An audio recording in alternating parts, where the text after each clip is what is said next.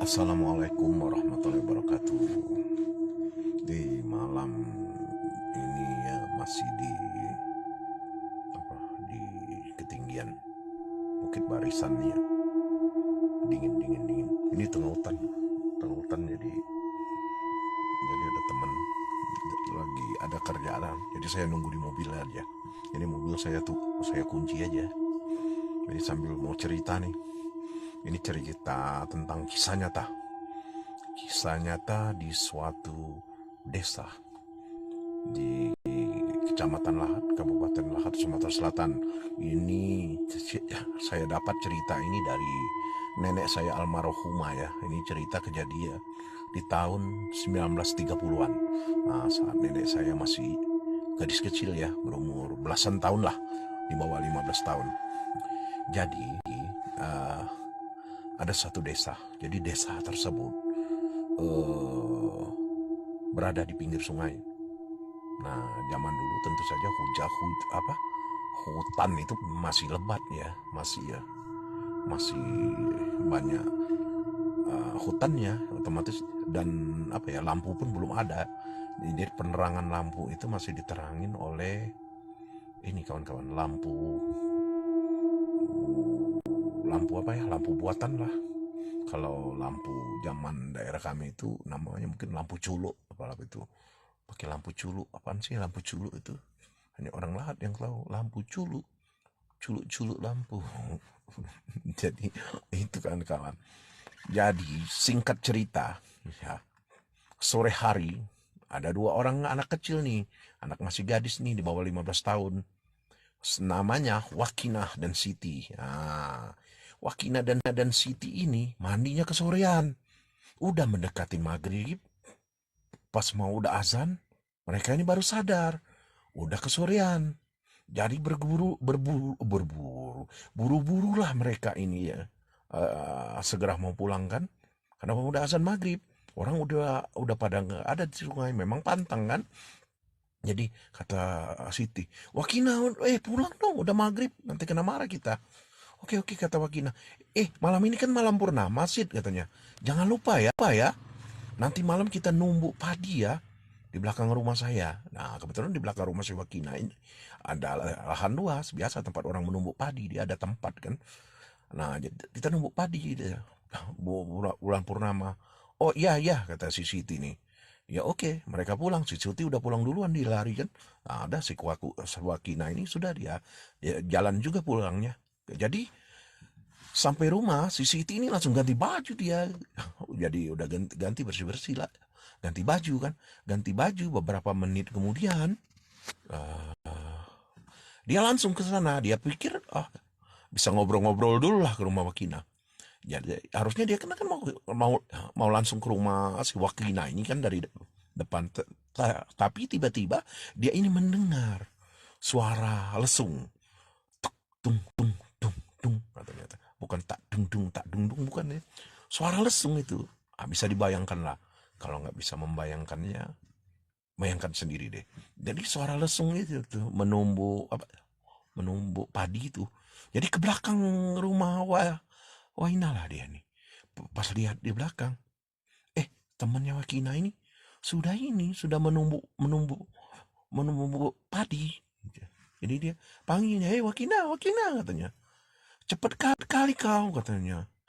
Kau kan aku baru mau ini mau naik ke rumahmu. Kenapa kau udah menunggu katanya padi. Dilihatnya tapi diam aja. Si Wakina ini diam aja loh. Diam tanpa ekspresi. Tanpa ekspresi. Dan dia terlihat sedikit pucat. Pikir dia mungkin coba. Kau sakit ya? Kenapa? Tapi dia diam aja tetap menunggu. Jadi beras padi itu ditumbuknya tetap.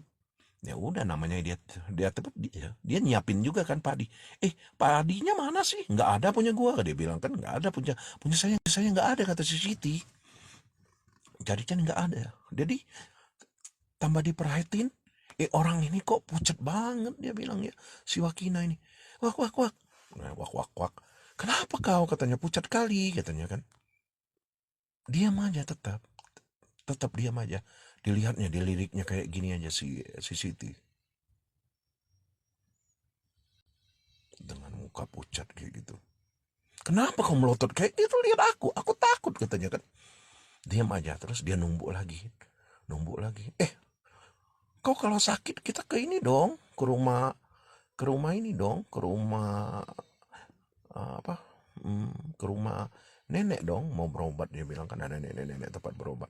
Ternyata di sana itu kan kalau tempat berobat itu kan ada mbah lah kata orang ini ya. Kata orang kalau orang di Jawa. Nah, di sana ada nenek-nenek memang biasa ngobatin orang kan, dukun kampung kan. Diam aja dia tetap sekali melotot lagi kayak gini sambil melirik. Jadi ah merinding lah bulu kudunya ini kan, bulu kudu si Siti nih. Ngapain orang nih? Udah dia cuek aja, dilihatnya apa yang ditumbuk ini. Tahu nggak pas dilihatnya, ini padinya kok aneh. Kayak tulang kecil-kecil halus itu dilihatnya itu. Duk duk hancur bunyinya tuh. Sudah bunyi kayak tulang retak itu. Tuk, tuk, tuk. Wakina, apa yang kau tumbuk ini? Melirik lagi dari si Wakina matanya ya. Oh, tapi dah diam aja sih Siti ini. Wakina apa sih katanya? Dilihatnya. Langsung bilang gini, kayak gini si Wakina bilang kayak gini. Radiku rurang rangkai katanya. Apa itu? Apa Wakina? Padiku tulang bangkai katanya. Apa ternyata? Padiku tulang bangkai katanya. Dengan suara yang lirih kayak gitu kan. Jadi takutlah si Siti ini teriak dia. Oh, Sakina, setan kau katanya. Langsung ketawa kayak gini dia melotot kan. Jadi tambah serem, berubah mukanya, taringnya keluar. Tapi nggak ompong kayak gini deh ya. Nah jadi akhirnya lari lah si ini nih, lari. Pas mau lari, secara remang-remang terdengarlah orang lagi yasinan. Dan tempatnya ngumbu itu kan di belakangnya rumah Wakina. Jadi orang yasinan, suara yasin, orang-orang meninggal. Tapi dia diabaikan, dia lari ke rumahnya. Uma, katanya tolong sambil lari-lari sambil terjerumus lah dia. Lari, Uma, aku katanya janjian sama si Wakina katanya. Numbuk padi. Kok tiba-tiba Wakina itu berubah jadi setan, mak katanya. Dia numbuk padi, kok padinya berubah jadi tulang. Saya tanya, apa katanya? Radiku rurang rangai, padiku tulang bangkai katanya. Jadi saya takut mak, dibilang ya, sama emaknya kayak gini. Bilang kayak gini dia. Oh nak katanya. Si itu tuh sudah meninggal maghrib tadi. Oh mak nangis dia, madain. Masa sih mak? Madain tuh bahasa lahatnya, madain ya, ada kata katanya. Jadi madain mak katanya. Ya serius katanya. Kau lihat itu, iya yasinan orang itu. Oh ternyata, iya mak maghrib katanya. Pas maghrib itu si Wakina ini janji mau numbuk padi. Nah, jadi saya okekan aja.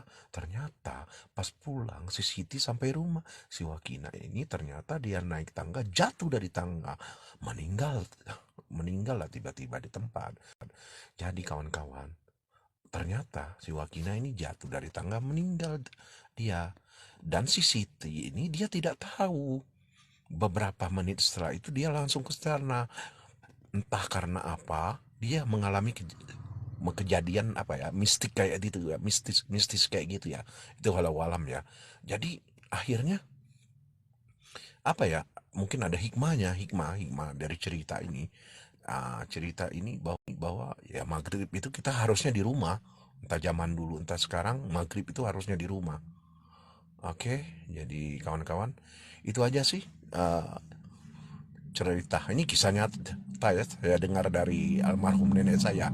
Walau alam itu benar atau tidak, yang jelas saya mendengarkan cerita itu memang mungkin untuk ya benar atau tidak ada hikmahnya yang jelas. Ya, jangan berjanji pas maghrib tetap di rumah. Wassalamualaikum warahmatullahi wabarakatuh.